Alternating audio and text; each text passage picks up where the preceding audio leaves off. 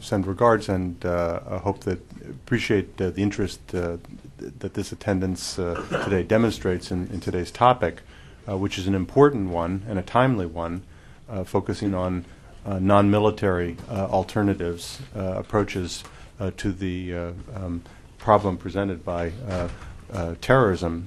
The meeting today, the meeting today marks the publication of an important new book, an anthology edited by David Courtwright and our speaker today, George Lopez, Uniting Against Terror, published by MIT. By the way, that feedback you just heard is someone's got either a BlackBerry or a cell phone on, and it sort of interacts with the amplification system. So if people could please turn those devices off, it would be appreciated. The book is Uniting Against Terror, Cooperative, Non-Military Responses to the Global Terrorist Threat, published by MIT Press, as I mentioned. The co-editors are David Courtwright and George Lopez. It's a marvelous anthology looking range of issues by top experts that who are authoritative on it and that you would want to read. The format today will be each of our speakers will make introductory remarks of around 15 minutes.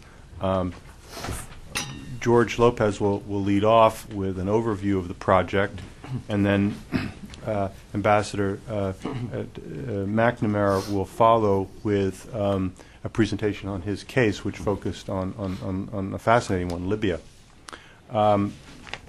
Copies of the book are available for purchase outside the door, and strongly commend this book to those interested in this subject area. Okay, of course. George Lopez, for those who follow the literature on sanctions policy and sort of non-military alternatives and approaches to international relations, it's a familiar name. George Lopez is the Reverend Theodore Hesburgh Chair in Peace Studies at Notre Dame University, and is a founding faculty member of the Kroc Institute for International Peace Studies at Notre Dame. He has published widely on this issue, on these issues. He's focused primarily on the problems of state violence and coercion, especially economic sanctions, violations of human rights, and ethics in the use of force. A number of his publications have been with David Courtwright, who is the co-editor of this book. He published a very influential study in 2002, title which was "Winning Without War: Sensible Security Options for Dealing with Iraq," which provided the case for an alternative to war, and there was a shorter version of that was published in Foreign Affairs magazine.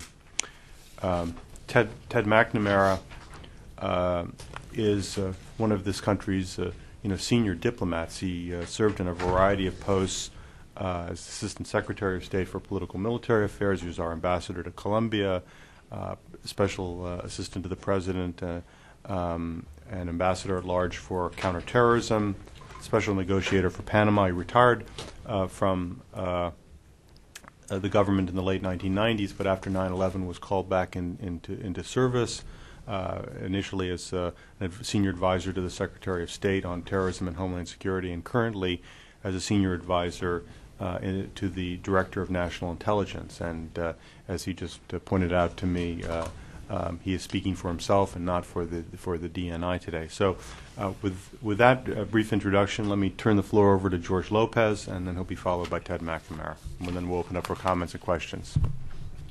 Rob, thank you, and thanks to all of you for coming.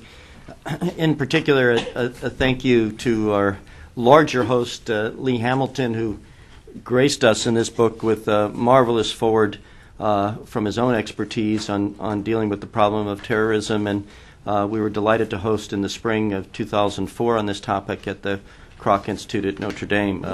Lee, of course, hails from the state of Indiana. And we think that there's, even with the geographic distance between Indiana and Washington, that there's something to be said from the heartland about the homeland and homeland security. We're delighted to be here. We're going to split the assignment today with me taking a general overview of some of the themes in the book, particularly institutional cooperation issues, and Ted looking on the weapons of mass destruction elimination side with the great case, of course, of Libya. I think the question anyone needs to ask at this point in time in the period of 07, 08, why would the world need yet another book on terrorism or counterterrorism? What are the themes that we try to explore here? What are the themes that have emerged from our research in non-military efforts to deal with terrorism that might warrant some comment? We've had people who've reviewed the book on the left say, aha, fabulous, an introduction to how to critique the over-militarized response. When if you actually read the book, you see we understand well and comment on the success of the military and police functions that deal with the strongest jihadists, most deeply committed to violence as the only alternative, and we have no qualms about a series of the actions that have been taken internationally in the United States government with regard to this. But we were in a position, and some of the authors were in a position, to be, if you will, a bit present at the creation of some of the new international institutional arrangements on the diplomatic, economic, and international police side of the equation of counterterrorism from 01 on, and that's part of the story that the book tries to tell. In fact, I would say that we have 3 or 4 critical themes. The first is what does it mean to engage in and look at strategically counterterrorism, or what does it mean to think about strategic counterterrorism? That is a long-term plan which deals with the struggle against extremism. Where is that most likely to be successful in the diversity of areas that this appears in the globe? And we believe that at the end of the day, whatever success military and police operations may have, that the long struggle against this long-term difficulty will be in the dull, boring, with all due respect to our professional diplomats, dull, boring, serious work of international diplomacy, institutional cooperation, particularly in the supranational organizations like the European Union and the UN. And we wanted to investigate the adequacy of that over time.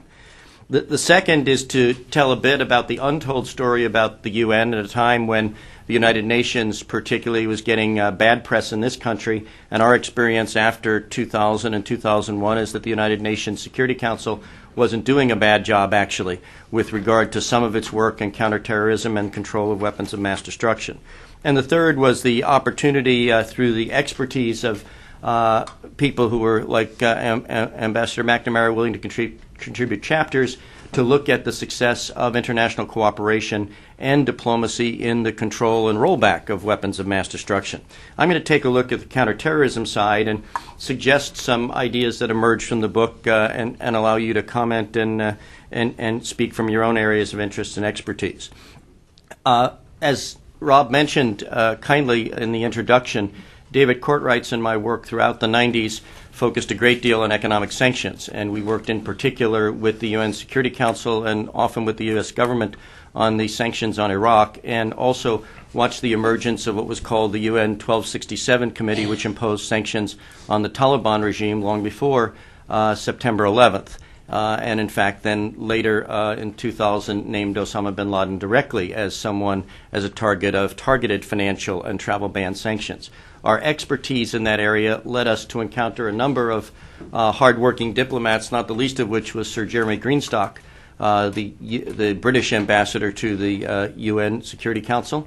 And when the Security Council passed Resolution 1373 on September 28, 2001, as the UN's solid response to dealing with this new and now clearly dynamic threat of al-Qaeda, Sir Jeremy Greenstock was made the chair of the Counterterrorism Committee. The Counterterrorism Committee was empowered by the Security Council to do something that Security Council committees had not done before, and that is to require of all member states a reporting and accountability mechanism with regard to financing, travel, identity, and the mobility of supplies of persons and material associated with a list of terrorist individuals and terrorist networks. And so the creation of the CTC, while not a sanctions committee by the Council, was a special unit of the Council in which sanctions techniques, particularly the freezing of assets and the denial of travel, etc., were going to be increasingly used. In December of '01, we had a visit with Sir Jeremy in which he asked us to apply our expertise in the sanctions area to looking over the shoulder of the CTC and watch how this reporting mechanism of states, which were now being told you're mandated by the Council to file reports on how well you're freezing assets and denying travel visas and the like and going after networks. Could you monitor this for the next 15 to 18 months for us?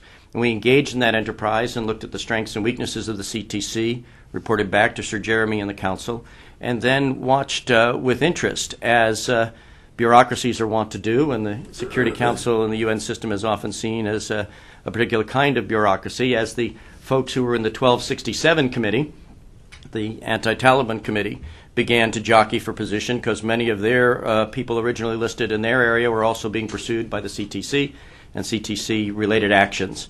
We watched the emergence of other systems, particularly, and I think most noteworthy, the creation in Resolution 1535 in 2004, the creation of the Counterterrorism Executive Directorate, which was a wing of the CTC designed to respond to particularly states in sub-Saharan Africa, the Caucasus, and elsewhere, who found themselves unable to meet some of the mandates dictated by the Security Council. That is, they simply didn't have the ability to document where financial assets were.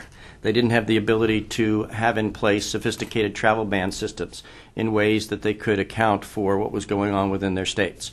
We watched the emergence of this executive directorate and the adequacy of the UN system and related regional organizations to improve the capacity of states of goodwill for engaged in counterterrorism, but of low capacity.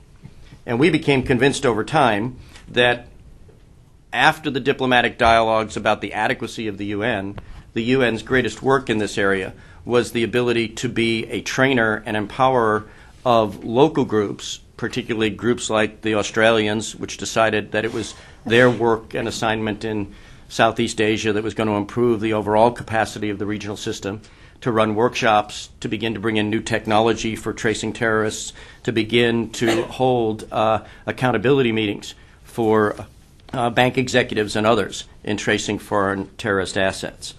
Some of the chapters in this volume also explain the dilemmas with a long-term struggle of counterterrorism at the police, diplomatic, economic level, particularly as nation-state concerns and high expertise, as in the European system and the American system, meets the slower expertise and less adequacy of international organizations, and how you fit those together and where you go with the development of a system over time becomes a curious question.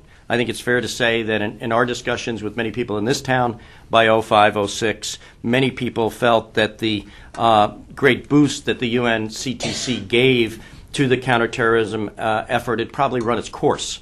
And in the process of that, there was less commitment to the work of the UN and an increasing sense of cynicism about what could be expected from the UN. At the same time that UN panels are studying, is there a different place to go? We closed the book with a series of alternatives for the UN and the UN system, some of which may mean a dramatic consolidation of committees like the 1267 committee, the CTC and the CTED, into a larger, more sensible program mandated by the Security Council.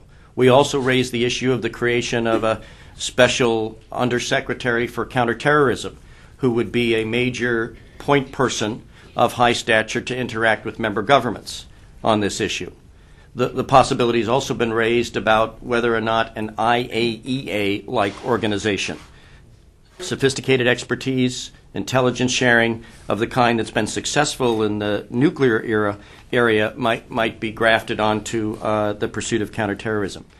We have a couple of chapters in the book on the European system and the increasing collision between the EU version of how to implement counterterrorism and some of their success stories with member states, and a different pattern of pursuit of some of this in the U.S. system and the UN.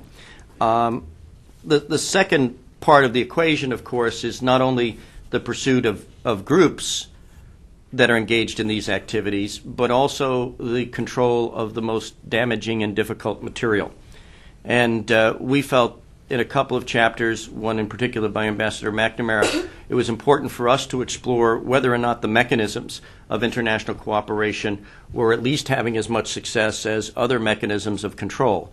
And since much of this, again, flowed from some of our own work in export control, sanctions, and the like, it was a logical extension for us of some of our own work. At the end of the day, my colleagues, Eric Rosanne, Alistair Millar, and others, I think make some good points about the difficulties of the UN system in pursuing a fully successful non-proliferation control regime, and how the mantle of this falls to the most powerful states, and that, of course, underscores the success of the Libyan case that Ted will deal with. One final set of points. It's legitimate to ask whether or not this book, in addition to trying to give a critical assessment of the EU, the U.S., and the international community's response to the UN to terrorism, says anything actually about terrorist policy. Are we prescriptive at all, in addition to trying to be analytical and critical? And we think in the last chapter we, in fact, draw together not only some of the good conclusions that experts in the field and our interviews revealed, but also the possibility of taking a step back and looking at the strengths and weaknesses of international cooperation, suggesting a few points of departure.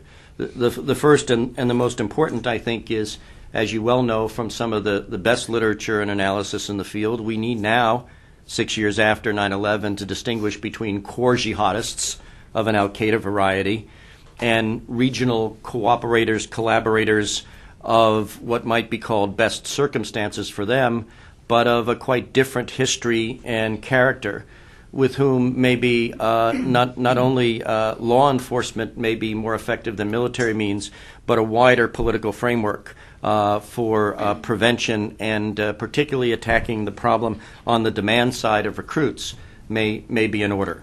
We talk a bit about protective mechanisms of a society, and we talk as well about law enforcement and other issues with regard to prevention.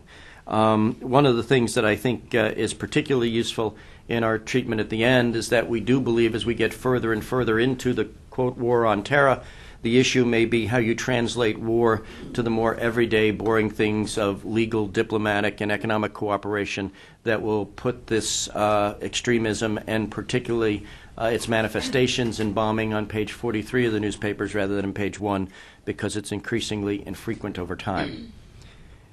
As I said, this second strength of the book, I think, is in the area of weapons of mass destruction control. We reacted pretty strongly to claims in 2003 that suggested that why Libya gave up its nuclear weapons was because it saw the success of the military response in Iraq. Whatever Muammar Gaddafi's own mindset may have been in March, at the end of March of 2003, none of us know. But what is clear is that there was a long and distinctive record of U.S. in particular, but multilateral cooperation, and that's the story that's very wonderfully told by Ted McNamara in his own chapter, and his own experience with this wider issue is one that will encompass the second part of our presentation. Thank you, George. Ted, over to you. Thanks very much. I'd just like to welcome co-chair of the series, Justine Rosenthal. Sorry for being late. Thanks, Rob, Justine, and thank you, George. That was I thought my job was tough, taking a chapter and moving it into a 15-minute presentation. You've taken several of them. What I'd like to do is, since the chapter is more or less divided into 3 parts, let me try and take about 5 minutes on each of those parts and try and give you some idea of what I felt were the main elements in this case study. And the case study is begins, it actually covers roughly 25 years, and was written first time actually as a conference presentation out at Notre Dame, which George and David, the two editors, then asked me to turn into a chapter. I start with with my own sense that 1979-80 and even the first part of 1981 was a watershed in U.S. diplomacy.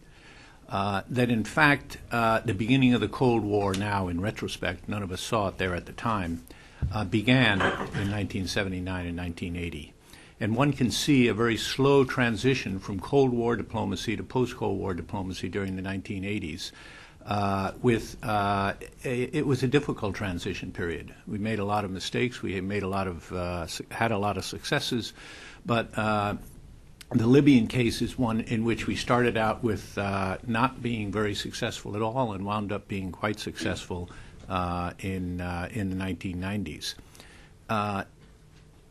What happened was, in fact, if you take a look at the Reagan presidency, it's the first and maybe the only presidency during the Cold War that spent more of its time on non-U.S. Soviet issues than it did on U.S. Soviet issues in terms of importance of the issues and the amount of time and resources that were spent on it. So where did that attention move? Well, the attention moved for a variety of reasons, which I outlined right in the very beginning of the chapter, and I only mentioned them briefly. It moved towards the Middle East, and it moved into the area of terrorism, which, for reasons having to do with Middle Eastern politics and the history of the preceding 20 years, turned out to be a turning point for terrorism in terms of its use outside of the Middle East. It was indeed in this period that the terrorists began to go well beyond Jordan, Israel, Lebanon, and the Middle East arena, and to move out into areas that threatened Western citizens in Western countries primarily. This Libya case is a perfect example of that transition, if you will, from a regional terrorism to a multi-regional, albeit not quite global at that point. It began with a confrontation between the United States and Libya over basically territorial waters. The territorial waters were the Gulf of Sidra. The Libyan position had been that you draw a line across the, if you take a look at the Gulf of Sidra, it's kind of like the 2 points of land closest to the northern point of Libya, 2 points. Draw a line across that, and everything south of that line belongs to Libya.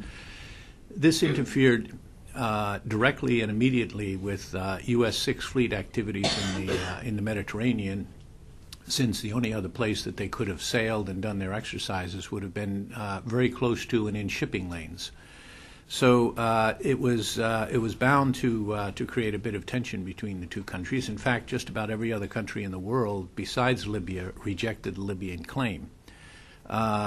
The Reagan administration was perfectly prepared because of the terrorism nexus between Libya and the terrorists, that they were prepared to face down Libya. That happened in August of 1981, only about 7 or 8 months after the administration came in, and the first Gulf of Sidra clash occurred. The next element, and I'm running through these rather quickly, the next element that played into this was Libya's expansionist ambitions in the neighborhood south of Libya, in the Saharan area, and further south even than the Sahara, but African-oriented. That brought them, particularly since most of those countries that border Libya are, in fact, what is called French Africa, into conflict with France, which saw itself as the, if you will, the dominant power, in those areas, and the country that could offer the most to those countries in terms of social, economic stability, political stability, and Libya was playing around in that particular French area to the consternation of Paris. In 1983, Libya actually invaded Chad after many fence and interfering actions in the preceding months and years.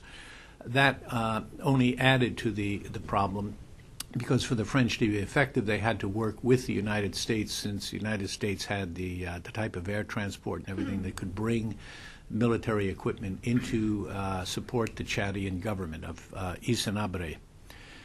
And that continued sort of bubbling along with a lot of rhetoric, but mostly rhetoric.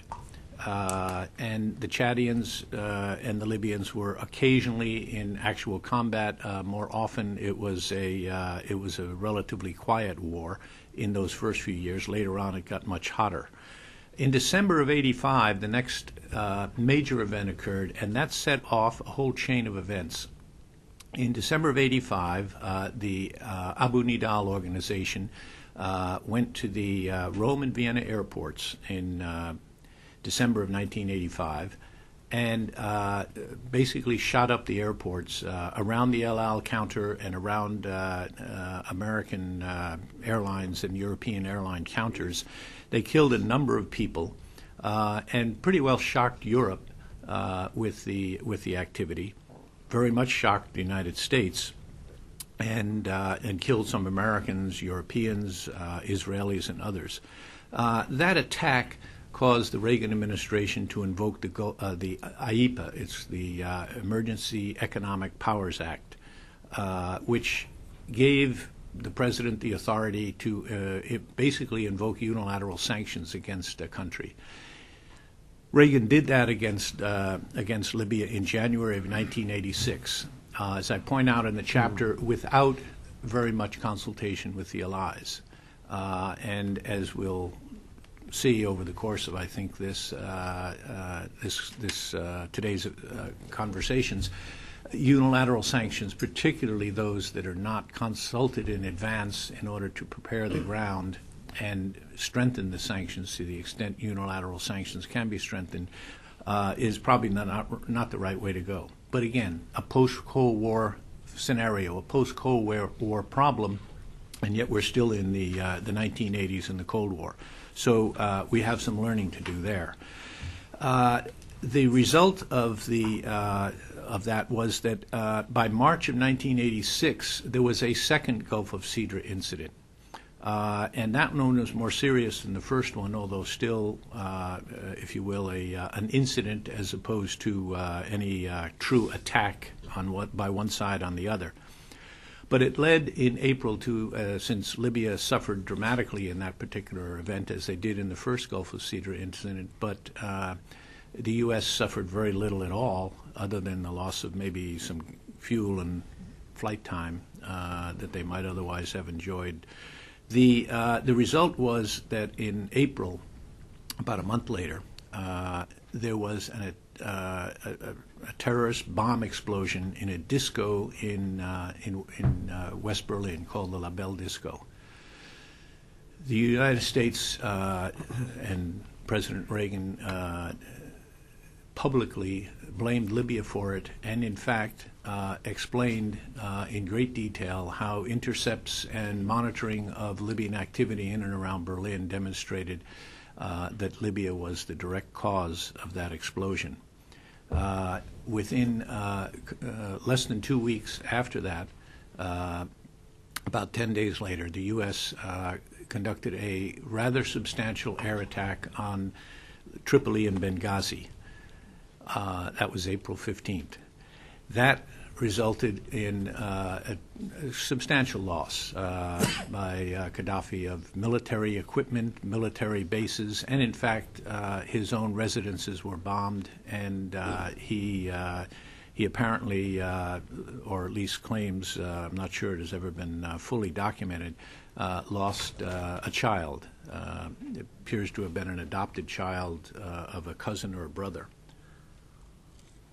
in those raids. There was then an event that occurred on September 5th of that year, which was an attack by hijackers in Karachi of a U.S. airliner, an attempt to take it over and to fly it to the Middle East. The rumor was that, not the rumor, but the Pakistani investigation determined that the purpose of flying it to the Middle East was to fly it into some objective. We should keep that in mind. This is 1985, not 2001.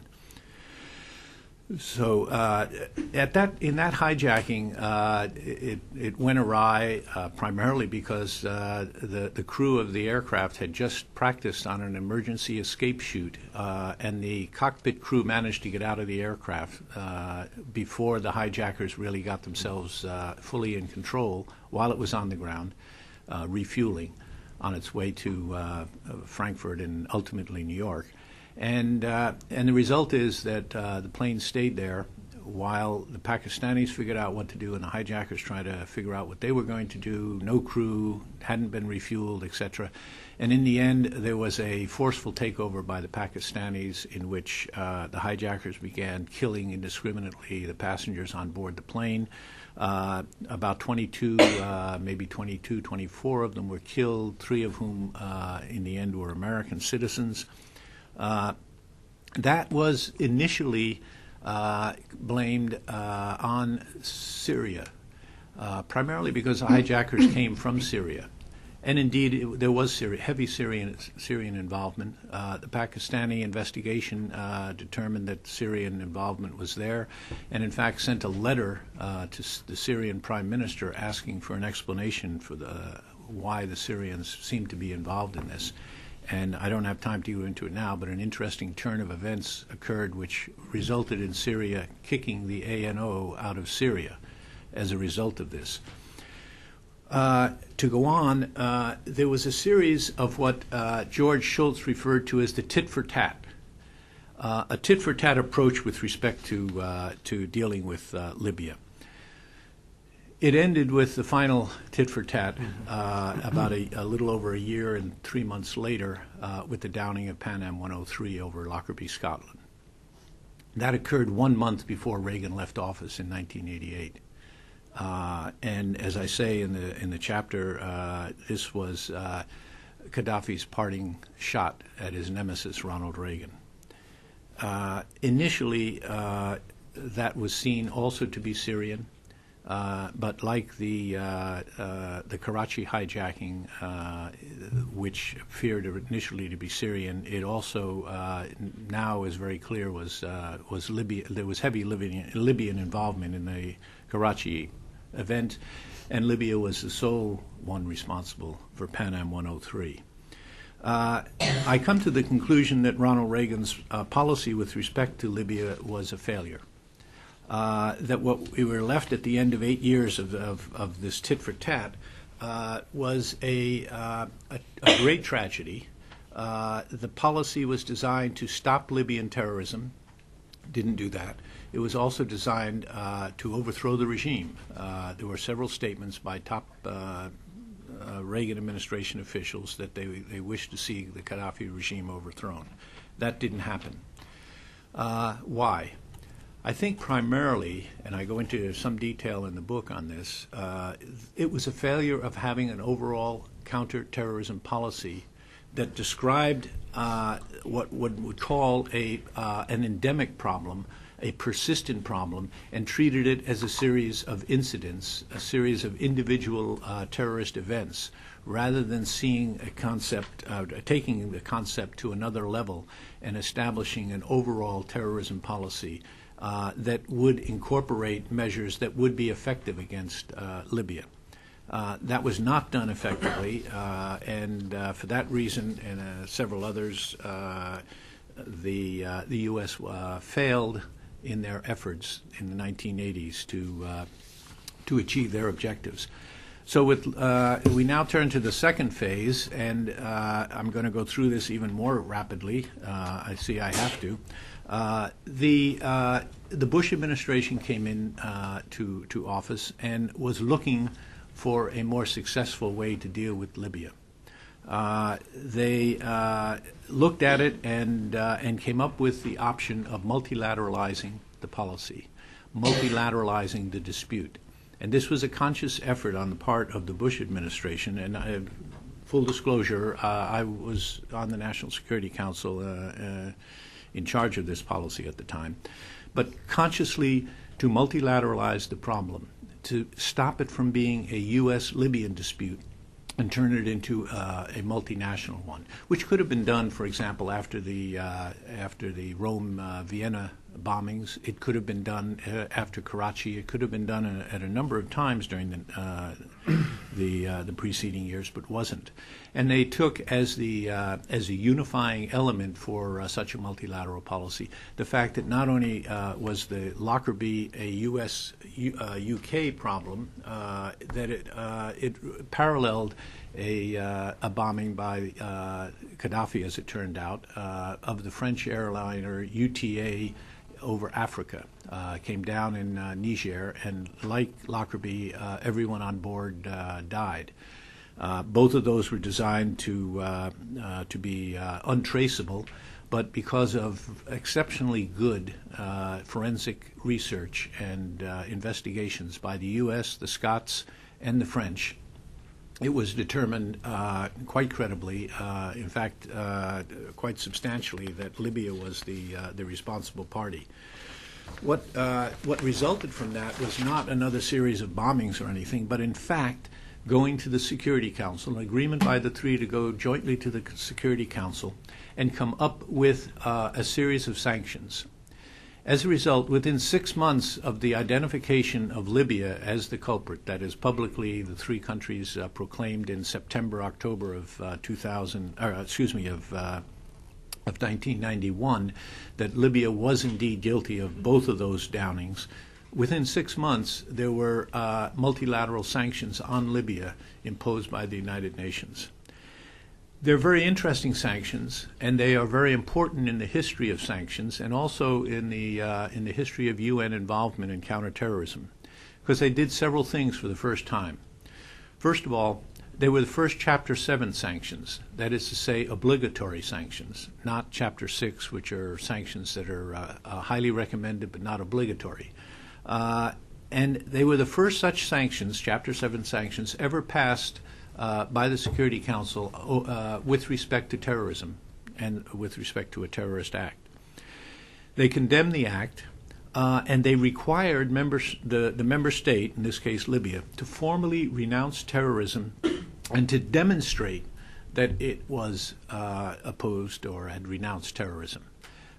Very, very strong language, and language that Gaddafi was unable to stomach, and as a result, I would contend that this was probably the central problem that Gaddafi had to deal with, that his ego would not allow him to do what the UN Security Council was demanding. Thirdly, we called them at the time targeted sanctions, and then later on people like George and others began to call them smart sanctions. That would have been patting ourselves on the back, so we didn't do that. But they were indeed consciously targeted sanctions.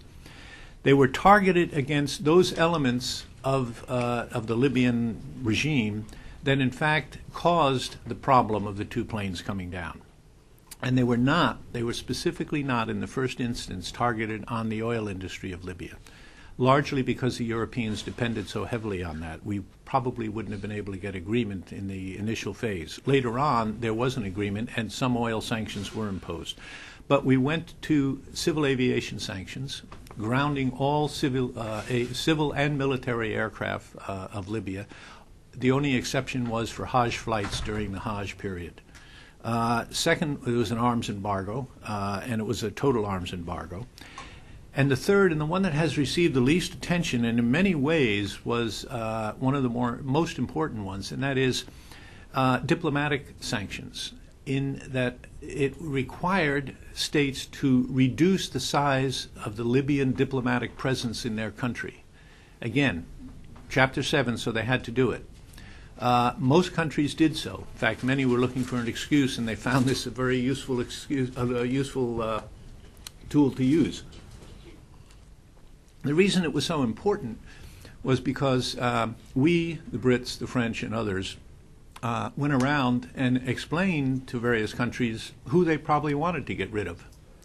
And the result is that we've essentially destroyed Gaddafi's intelligence capabilities outside of Libya, because we got the Libyan intelligence officers. We didn't necessarily go after boring diplomats. What we did was we worked especially on those not so boring intelligence officers, and we also got most countries to agree that if an individual had been kicked out of one country, that they would not accept him as a diplomat or with diplomatic status in their country. It was a very effective sanction. The third point or the fourth point I would make on it, they were all non-economic in their intentions and in their focus. They were designed mostly to hurt the government and least to hurt the average Libyan. However, over time, Gaddafi resisted, as I said, and there was no significant movement between 1992 and 1996. Gaddafi was in this box. Interestingly, there's no solid evidence of any terrorism being sponsored or worked on by Libya during the period from 1991 to the end of the decade. Mostly, Libya tried frantically to get out of this box that he was in, and he was unsuccessful. He tried everything. He went to the OAU. He went to the Arab League. He went to his close neighbors, promised them all sorts of money, of which he had plenty, although it was diminishing because, in fact, his economy did stagnate. Most of the oil-producing countries in the 1990s saw huge upturns in their economic statistics.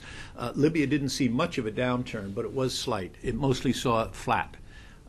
It was unable to because of the oil sanctions that were instituted in 1993, I should mention that. After a year of waiting for Gaddafi to do something, finally they had sanctions. The result was that until 1996, nothing significant happened to help Gaddafi out of the box until in 1996 we had in the U.S. Congress a bill called the Iran Sanctions Act. At the last minute, it was amended to become the Iran-Libyan Sanctions Act, known as Ilsa, Iran-Libya Sanctions Act. That passed. It passed over the objections of the Europeans, very strong objections of the Europeans, because it bore very close resemblance to an act that had been passed with respect to Libya, the Helms-Burton Act, which about a year before, or maybe a little more than a year before, had been passed over the objections of the Europeans. And this one looked so much like it, the Europeans again objected. The French led the objectors. The EU strongly opposed this and told the United States that it would take steps and measures if the act were passed. Unfortunately, President Clinton signed it, and it came into effect. What Libya was unable to do for 5 years was done within 1 year. From 1996 to 97, the sanctions began to be broken, be bent, be twisted, and in all sorts of ways. Finally, at the end of 1997, a fellow by the name of Nelson Mandela paid the first official state visit, since he by then was the president of South Africa, to Libya, and gave the signal to much of Africa that the time for change had come. The fact is that the Europeans and the United States broke ranks and opened that opening was there for Gaddafi to go through. And being a very enterprising fellow, he went right through it. You know all the details of what happened subsequently. In order to hold things together, at least for a while, Secretary Albright and Foreign Secretary Cook, the U.S. and UK, came up with a compromise proposal, take it or leave it, to Gaddafi. It was supported by the Security Council, and Gaddafi, after much toing and froing, sent 2 of his people to The Hague for trial. The trial ended, as you all know. So from 1998 to 2003, I come to the third part, and that's the end of the isolation. The end of the isolation, it seems to me, demonstrated very clearly that the UN could be an effective tool in counterterrorism. It also demonstrated to me, however, that it could be an effective tool in counterterrorism as long as the major powers were united in using the UN effectively. And when that unity broke, almost immediately thereafter, the sanctions against Libya began to unravel. There was another element that caused Gaddafi to change his mind, I believe, and to cooperate with the UN, and that was there were several others. One was his desire to bolster his economy. to fix an ailing oil industry because of the oil sanctions, and to get back in the good graces of Europe. Why did he want to get back in the good graces of Europe when he never bothered about that before? I attribute that largely to the change of ideology in terrorism. In 1980, 85, even in 1990, the largest and most important ideology for Middle East terrorism was Arab nationalism. By the early 90s, that had changed, and it had become Islamic fundamentalism, if you will, or jihadism. The jihadists were out not to promote Arab nationalism, which was the ideology of Gaddafi, which he took over from Nasser, and also of Assad in Syria and of Saddam Hussein in Iraq. No, it was a pan-Islamic ideology that, in fact, was targeting those very people, those three people I just mentioned, for their non-Islamic ways that they adopted socialism. They, in effect, were too westernized and not Islamic enough. So Gaddafi is now, in 1998, looking at an ideology in which terrorism is not something he controls, it's something that's coming after him. Very significant change that caused him to decide he had to cast his lot with the Europeans, at least, and hopefully maybe get something from the U.S. WMD, let me close very, very quickly.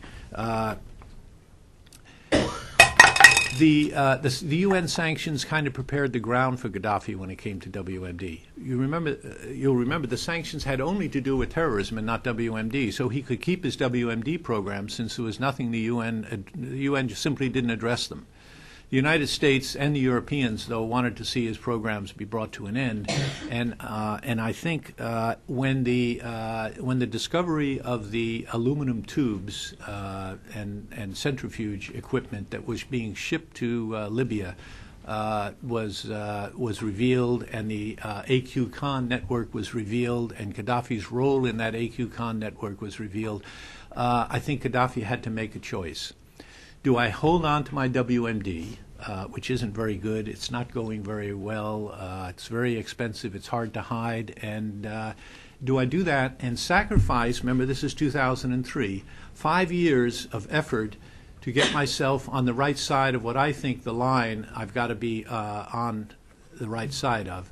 Do I sacrifice 5 years of that and all of what I've done, paying off the Pan Am 103 families, the UTA families got paid off, his letter to the UN accepting responsibility, qualified as it was, his agreement to not to practice terrorism, qualified as it may be, et cetera, or do I try and hang on to the WMD?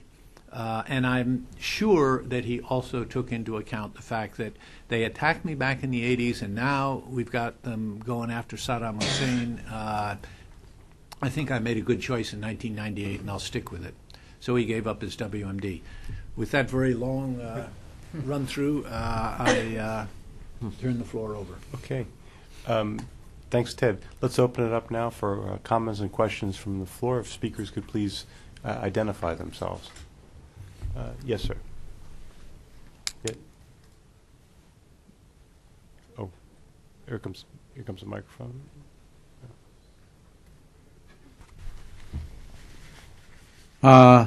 Chachen, freelance correspondent. I have a couple questions we would like to ask.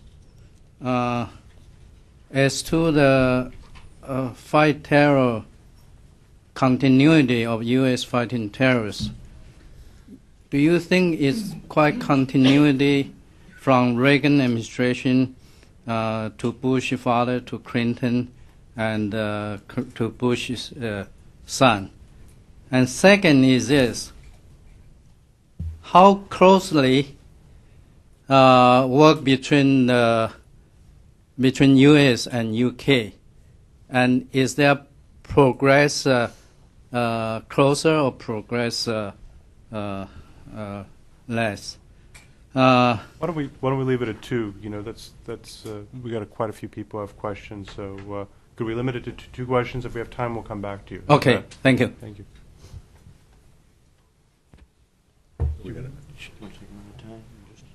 Sure. Why don't we just take them, one at a time? In order, okay. Let me, continuity, there's quite a bit of continuity, certainly from Bush 41 through Clinton to Bush 43 with respect to Libya policy. All three of them have followed the same policy, essentially.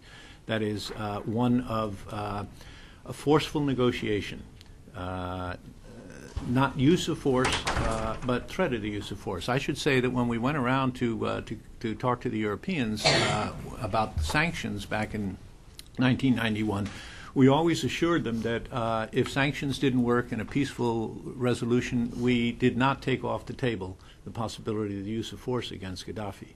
And you'll see I quote in the chapter a quotation of Kofi Annan in which he was coming back from a rather difficult negotiating session with Saddam Hussein and was asked by the reporters whether diplomacy could work. And he said, yes, diplomacy is always a useful tool. And by the way, diplomacy backed up by the potential use of force is an even more useful tool. And I would say that this is essentially what you'll find here in the book, as George said. Finally, on the question of Reagan to Bush, there was a break in terms of the emphasis, but there was never any break in terms of the overall policy of opposing both the terrorism and the WMD during those years. So what changed was the tactic and the tools that we used, much more so than the fundamental policy. But tactics and tools in diplomacy are extremely important. Just a quick point on the U.S.-UK. I mean, one of the things that we've watched on the Council over the last decade is the relative unanimity of permanent members of the Council on issues of counterterrorism, control of weapons of mass destruction, and the unfortunate more recent separation of China and Russia, each for their own reasons, from a Security Council consensus on many of these issues, leaving the Brits and the Americans in consensus with one another, but different from the other powers. That has to do with a variety of different circumstances, the Chinese concerns with Sudan or Russian concerns with Islamic extremism, etc. But the policies of, I think, reasonable continuity and agreement in the late 90s, early 2000s have really given way to much more cooperation between the U.S. and the U.K., partly because of the difficulties and different stances of the other two of the other permanent members. Justine? Oh, I want to do a quick question about Pakistan and WMD because you both sort of touch on it, and I know the book talks a bit about WMD, quite a bit about WMD. How worried are you about the possibility of more technology transfers coming out of Pakistan? How likely do you think it is that we'll have multilateral cooperation on this? How likely is it that we'll even have Pakistani cooperation? Let me take it from the long view. I mean, I think we may, in fact, even state it at one point in the book, the difficulty with the long history of control of weapons of mass destruction technology and their development for Pakistan and for India is that it's a 25-year case study in on-again, off-again use of coercive methods or incentives, such that one might say in praise of the Pakistanis, they played the system very smartly to know where the ability to use the system and evade the greatest bite of sanctions and not take advantage of the potential of incentives. I think one of the points that Ted made before about Libya was the importance of keeping Libya in that box, so that whether it be with regard to counterterrorism or export issues of specialized technology, there was great consensus agreement that the Pakistanis have been able to play that system for a long while, even before we discovered the AQCON network. So I'm not very optimistic about international cooperation for either controlling future Pakistani growth in this area, and I think the internal dynamics with regard to international cooperation of terror are quite mixed. Pakistan is a singularly unique situation of what I might on the outside say a government nearly held hostage, but having all the external trappings of a government being in charge. And that's very different than the Taliban. It's very different than Libya. It's very different than Iran, and even North Korea's control of nuclear weapons. A very, very different, unique situation. I don't know what your take is on this. Pretty much the same. I think that's you have to. Nuclear weapons, possession of them, development of them, invariably is as a result of local and regional conditions, not global.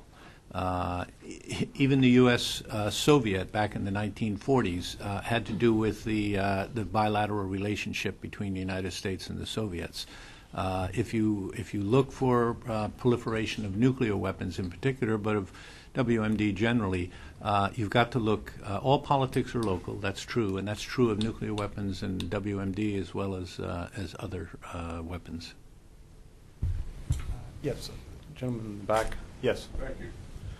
President Bush last night in his State of the Union talk. Identify yourself, please. Oh, I'm sorry. Mike Kellerman, Press TV. President Bush in his address last night, thank you, mentioned that his government had stopped many of attacks against the United States using counterterrorism techniques, I guess. What comment do you have on that? What is he talking about? Do you have any idea what he's talking about in regards to that? Thank you. Yeah, sure. I'll give you one example of a case in which we were able to stop attacks. It's been in the press, and in California, there was the case of a gas station robbery in which, when investigated carefully, turned out to be a cell of a terrorist organization. It was collecting money to send overseas, and was involved with other terrorist cells here in the United States. So the infrastructure of terrorism is necessary before the acts can be conducted. And therefore, when he was talking, I'm sure he didn't mean that we stop somebody with a bomb going into a building time after time after time. What he was referring to, and what terrorism experts refer to when they talk about stopping the terrorism, is stopping it before it reaches that point. And that means undermining the infrastructure that allows the terrorist acts to be performed. Had we done that to some extent before 2001 more successfully, 2001 would have been dramatically different, and might have been stopped. Although myself personally, I doubt we would have stopped it completely, given the capabilities that we had at the time. But since 2001, there have been extraordinary changes in the U.S. Government, in the methodologies that we use with respect to countering the terrorist organizations, and in identifying individuals that represent a threat. And I think that's what the President was referring to, the overall effort, not a specific incident or case of, in effect, a bomber showing up and we stopped that from happening. Okay. Woman at the back. Patricia Wrightson, National Academies. I want to thank both of you. This has been really interesting. And I just found the Libyan case fascinating. Even though I lived through it, I don't think I really put any of those dots together. I get one comment, I guess, is that what you're describing is state-backed terrorism. And it's like, oh, how I long for the days of state-backed terrorism, when you actually had some Good old days of the Cold War. Well, whatever. Yeah, right. Because you've got somebody who actually has trade-offs to consider. And in fact, what I found particularly fascinating about the case is the last piece that I think brings the puzzle together, which is that Gaddafi had trade-offs. And so one question is, how conscious do you think American or even multilateral policy was? I mean, you talk about getting him into a box, which I think suggests some intentionality with where it ends up, that he's got these trade-offs. But I also wonder how intentional it could have been, because it's a brilliant case. It is the classic definition of power, which is getting somebody to do what they would otherwise not do. And then how translatable is this to what we seem to have more of today, which is non-state-backed terrorism, or that's difficult to trace back. Can I just build on that with a comment that I think speaks to some of the broader themes that we've addressed in this series? The initial comment, we wish we had the days of state-sponsored terrorism, and we're dealing with by and large non-state threats, and their assertions that these are undeterrable, et cetera.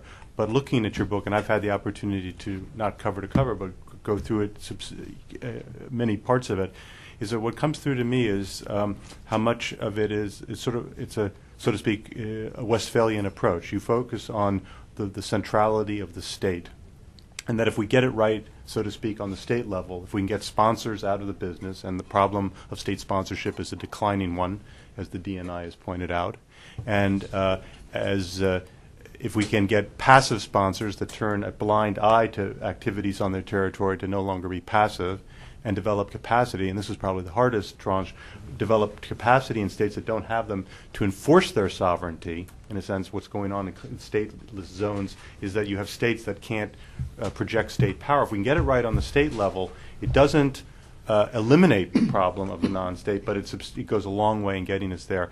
And that's sort of the comment that I'd like George to address, building on what was said. And then for Ted specifically, and this is a Libya specific question that builds on the general observation that it's a sort of a state-centric focus in the book.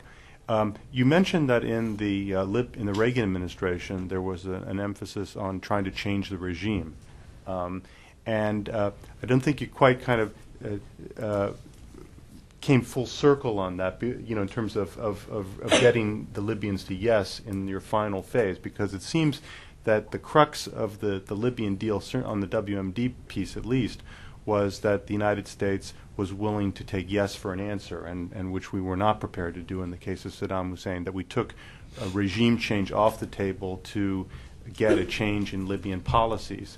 And this all comes together in the issue of the role of state sovereignty. You can leverage, we have lots of ways of leveraging states in the way that are in the financial controls, et cetera, but that when the United States makes regime change the issue, we lose international support because of the core principle of centrality of state sovereignty in international relations. That when we say we're trying to take out the Saddam Hussein regime, we lose UN support. That when we focus on the behavior change, the policy change, then we can obtain the multilateral support when that state has contravened international norms. So I'd be interested in just having your comments on that general issue of state sovereignty. Yeah. Let me take first crack then, because I think Patricia's question is a good one, but I want to say, like all good old days, if we peel back just a little bit, this question of state terrorism was not nearly as, let us say, as tightly knit as we now think it may have been. That is, there were always gradations. There was state control.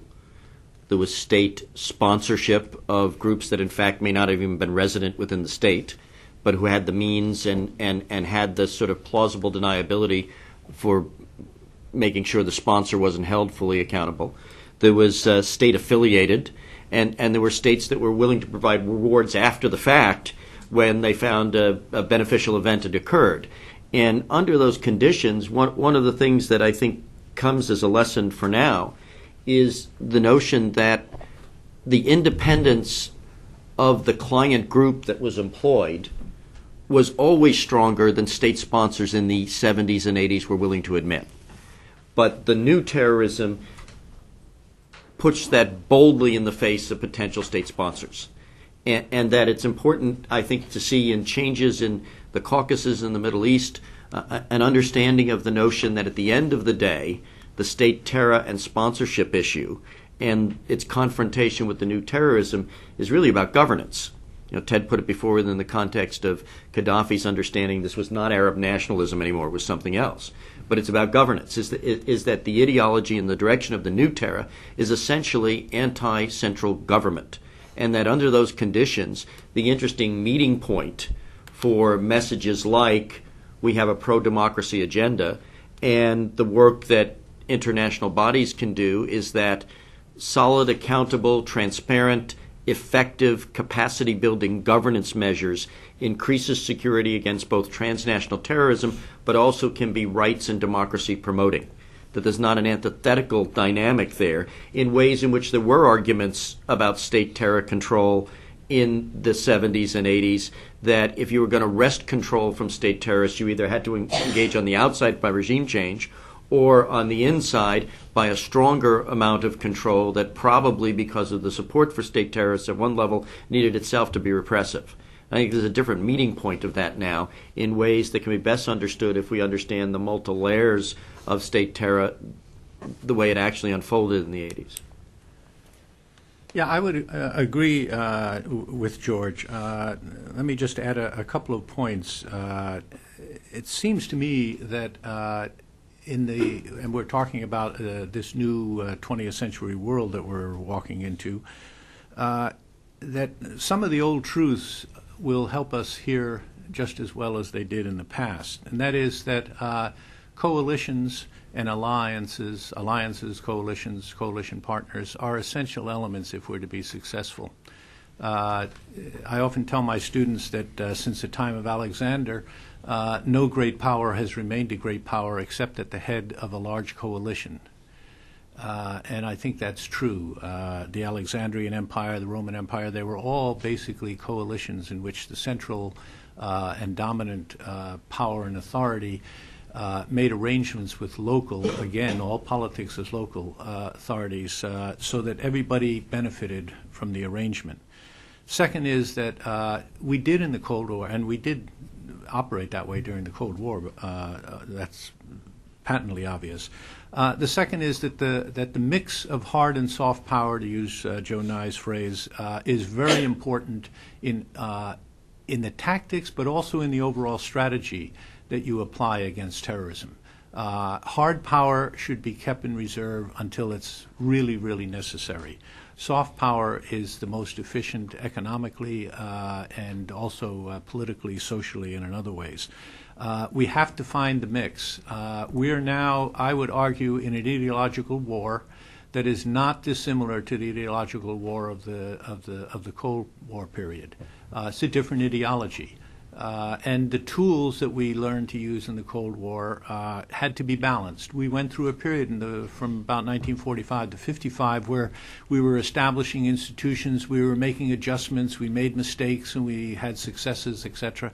I would suggest we're going through a similar period now with respect to this new ideological war with the jihadists.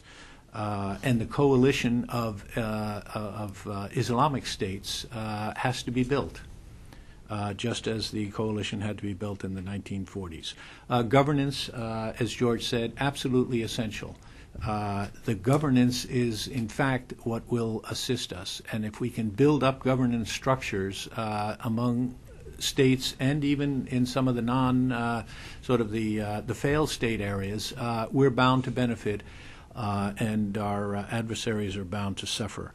And finally, I would look to the international acceptance of intervention in the post-Cold War period as being a significant tool that, if used wisely, can benefit us enormously. Before 1992, 1993, intervention was absolutely out of the question as illegitimate. You can't intervene. You can ask to go in, you can assist, etc. Since then, we have several kinds of intervention which are internationally accepted. Humanitarian intervention, fully accepted. Intervention for peacekeeping, that is to say, to maintain peace where there is some semblance of peace or lack of conflict is probably a better or more accurate term, is generally accepted.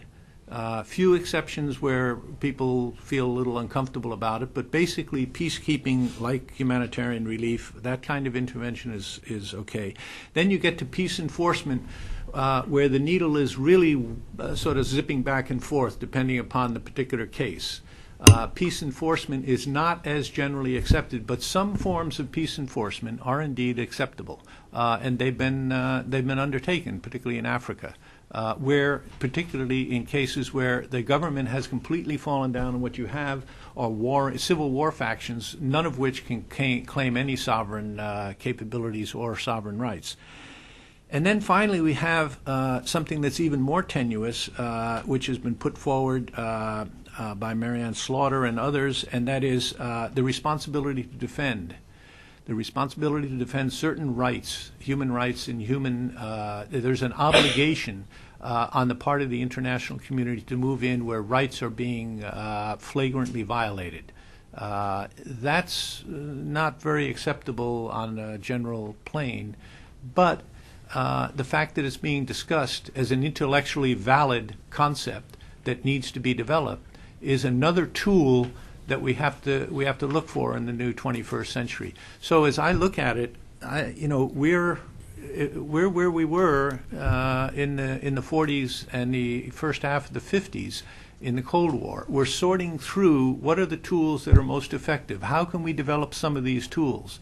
And what we have to be sure we do is develop as many of them as possible, because an overall strategy is going to need all of them, and many that I haven't even mentioned. Thank you. Woman here. And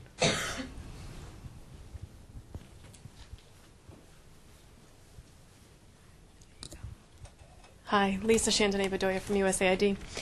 Two questions here. The first is for George Lopez. You spoke a little bit about the recommendation in the book on the need to differentiate between core jihadists and those that may be more passively supporting.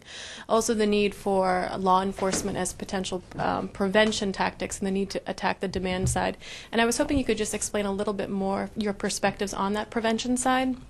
And the other question that I had for Mr. McNamara is, you'd also just mentioned recently that governance is at the core of all of this. And I was wondering if you could also describe a little bit more in terms of a potential motivating factor or exactly what that means in its relation to recruits or a radicalization process. Thank you. we're just about out of time. There's a gentleman in the back. You had a question as well? Yeah, we'll get yours in, and then we'll just give the panelists a final opportunity to respond. And if someone has a question, they can come up to them after the session's over. We should adjourn promptly at 1:30. Go ahead. Chuck Woolery, former chair of the United Nations Association Council of Organizations. I'm really grateful to hear much of what you said and agree with almost all of it. My major concern is that over the last 20 years from which your book was drawn, advances in technology have had a profound and will continue to have a profound effect on the application of sanctions or treaties or whatever. It was a similar forum at the Carnegie Institute where they said there were 4 basic categories of treaties: arms control, economics, human rights, and environmental treaties, and that these advances in technology were having different effects on the 2 groups of treaties. So for economic treaties and arms control treaties, advances in technology were making it increasingly difficult to monitor and verify and enforce. But the same advances in technology were making it just the opposite, easier to enforce human rights and environmental treaties. And so the question is, it seemed like most of your talk was about the control of WMD, but that with increases in technology, that's going to become increasingly difficult to do, and it might be more worthwhile putting attention to the other arena of protection of human rights, which does seem to be easier with advances in technology. Anyway, just that's the question. Response to your concerns about the differentiation among groups.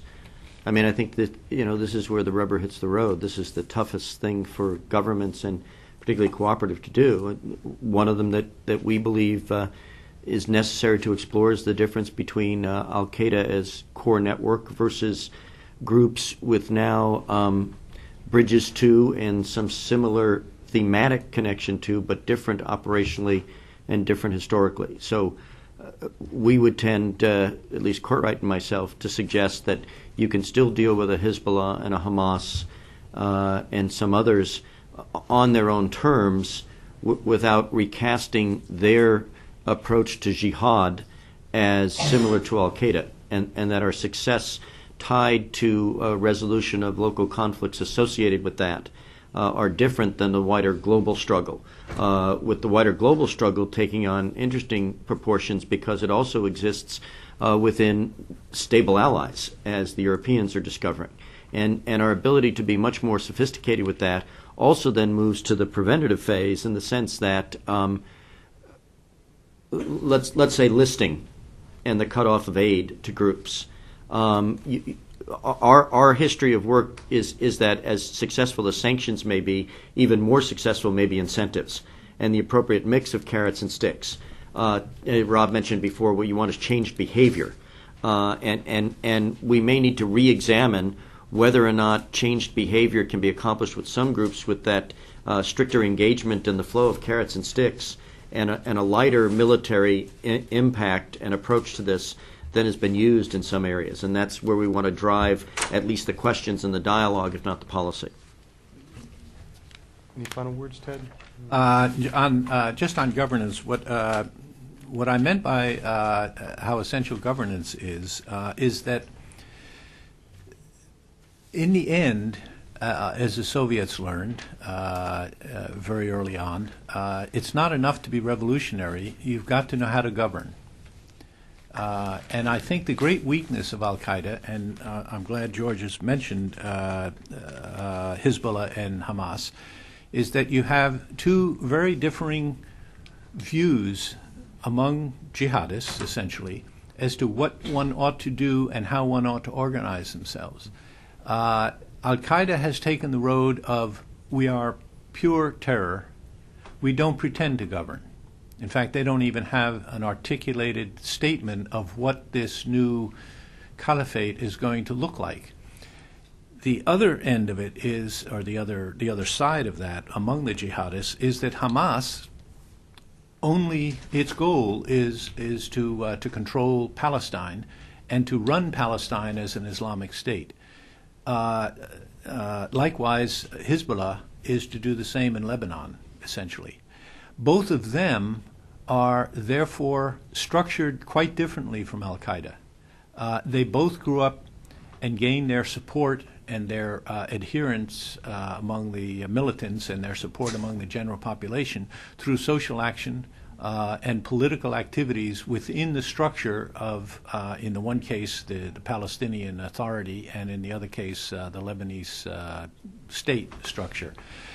And therefore, if you look at the two of them, they're every bit as radical and terroristically inclined as al-Qaeda, but they don't represent a global threat, with the exception of the events in Argentina. Hezbollah has not operated outside a very restricted area in and around Lebanon, and Hamas has focused just about entirely on Israel and Jordan to a more limited extent once or twice.